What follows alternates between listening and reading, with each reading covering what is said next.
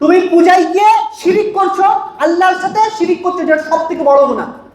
তোমার ঘরে কুরবানি ঈদের সময় ওই তোমার হিন্দু ভাইরা এসে গোশ খায়? কোন আলিম, মুফতি, কোন মুহাদ্দিস, ইসলামের কোন চিন্তাবিদ এই কথা একবারও বলেছে যে ধর্ম যার যার উৎসব সবার?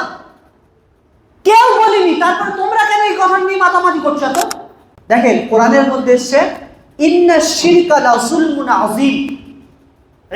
ইন্না শিরকা লাযুলমুন আযীম, শিরিক হলো সব থেকে বড় গুনাহ। আর এই শিরিকের গুনাহ মাফ হয় না। আল্লাহ তাবারক তাআলা বলেছেন যে রাসূল সাল্লাল্লাহু আলাইহি ওয়াসাল্লামের হাদিসের মধ্যে এসেছে যে সমস্ত গুনাহ মাফ হয়ে যায়, কিন্তু শিরিকের গুনাহ আর মানুষের হক মারার গুনাহ, এই দুটো গুনাহ মাফ হয় না।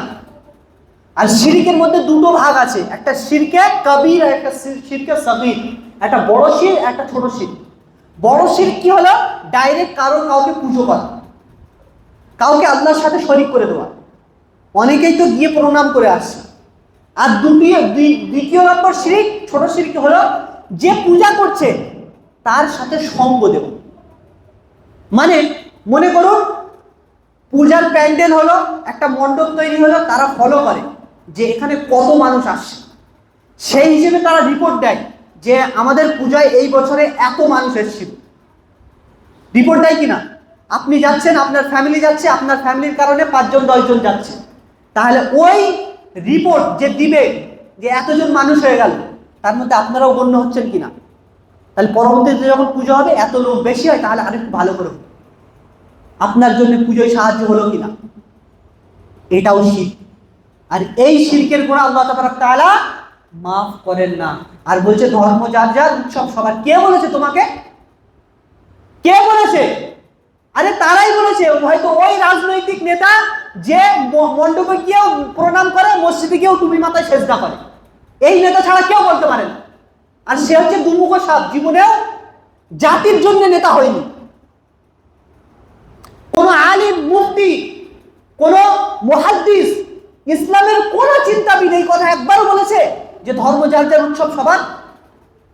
কেউ বলেনি। তারপর তোমরা কেন এই কথা নিয়ে মাতামাতি করছো? তো পশ্চিম কালেও না, কোনোদিন এটা হতে পারে না।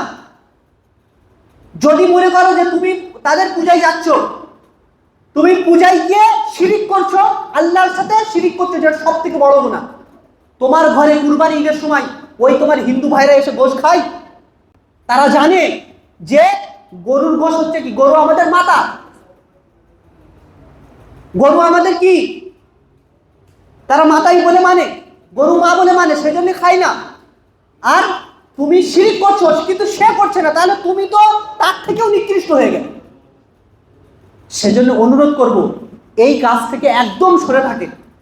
যা হয়ে গেছে হয়ে গেছে, পরবর্তীতে আর যেন না হয়। আল্লাহ তাআলা আমাদেরকে শোনার থেকে বেশি বেশি আমল করার তৌফিক দান করুক। ওয়াকিল দাউল আলহামদুলিল্লাহ।